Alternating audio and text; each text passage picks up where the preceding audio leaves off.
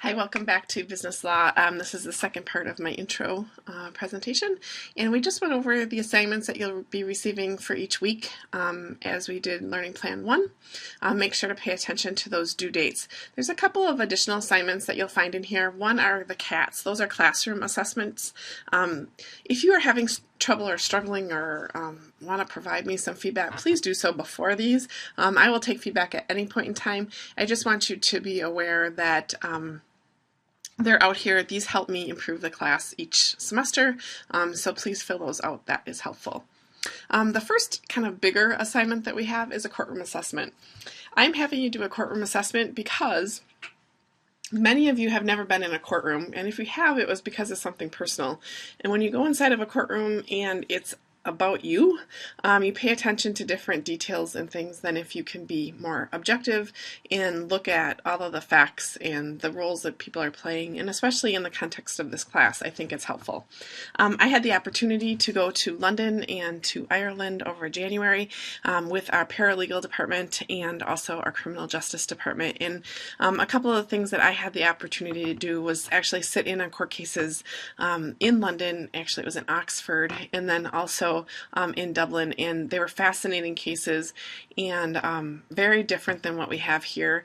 But every time I step into a courtroom, I'm learning something new, and that's why I want you to be there. I want you to get that context of what we're learning sitting inside that courtroom. Now, I know some of you have full-time jobs and will have a difficult time getting away.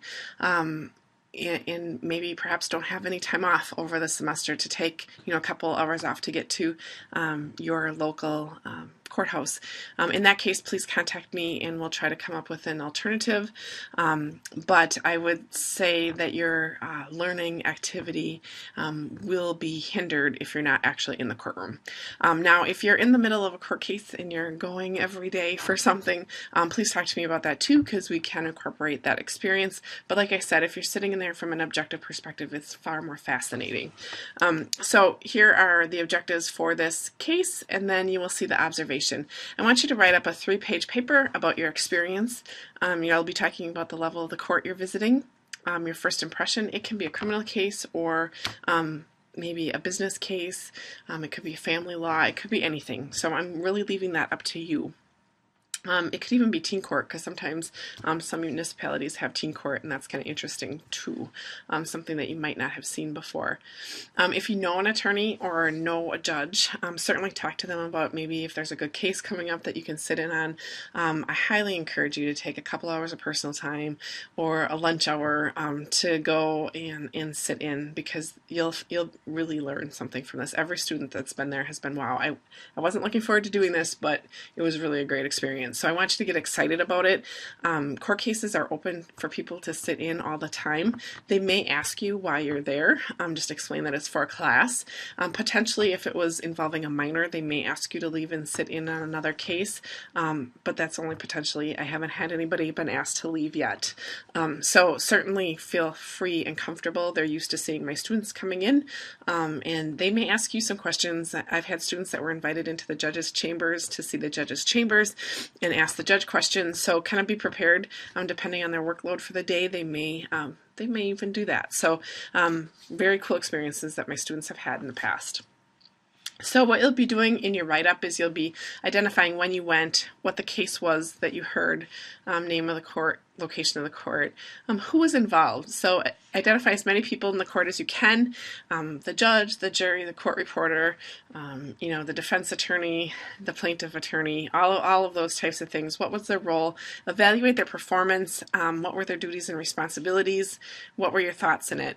And then I want you to describe the case. What was the case about? What did the lawyers from each side want you to hear, know, and believe to be true, because they're all trying to prove something? What are your impressions, comments? What surprised you about the proceedings? What did you learn? What was your overall impression? I think I skipped over to, what were your impressions of the courtroom, and what did you think would happen when you got there? Just want you to be attentive to what you see. So you should very easily be able to get 3 pages double-spaced regarding your visit.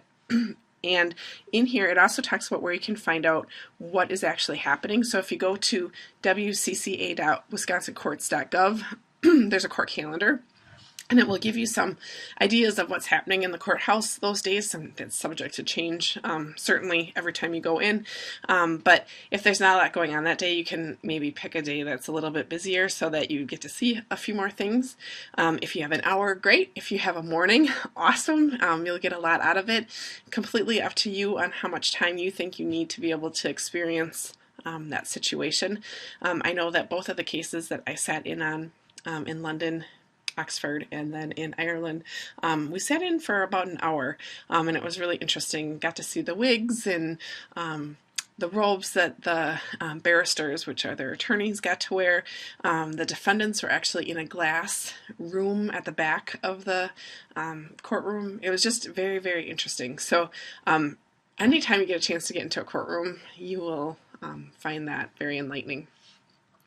The next thing that I want to talk to you about is let me get to it, in class materials, and it's your final paper.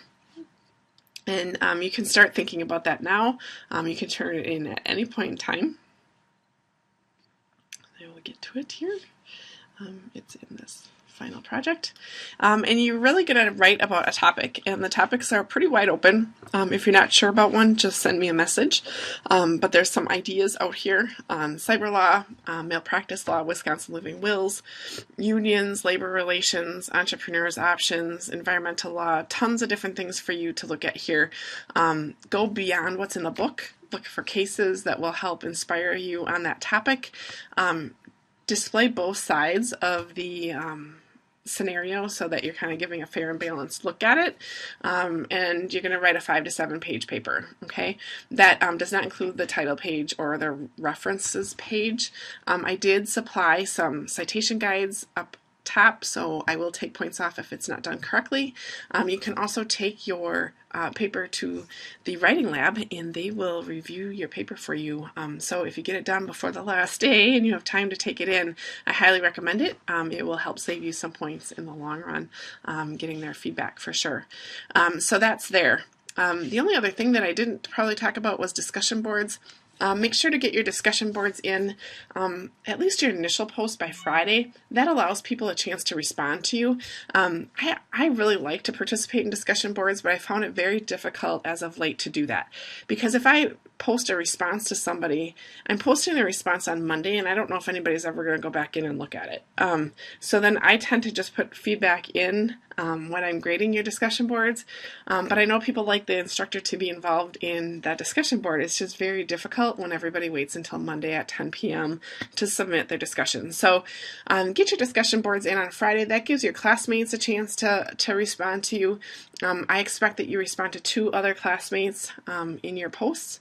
Your original response or your original post is worth 5 points, so make sure that that's a quality post. And then each of your responses are 2.5 points apiece. If you simply respond, I agree or I don't agree with you, and you don't go into a few sentence reason or explanation about that, you will lose those points, because simply I agree or I disagree is not a discussion. So that will give you some tips and help with that. Otherwise, you can check your grades by going into your My Grades section, and then if you see points for an assignment, if you click into the point number, it should give you the feedback of that either test or assignment or whatever, and you can respond and see your answers. So make sure to go into your grades and then actually click into the points. You'll get more feedback. Sometimes people, I don't think I respond to things, but I do, and it's all out there. So make sure to take a look at that. If you need anything else, feel free to contact me. I am available by email primarily is best, because I am traveling between here and Sturgeon Bay. But I am also available via Skype and my office hours, and I can set up additional time if you need to talk. So welcome to the class.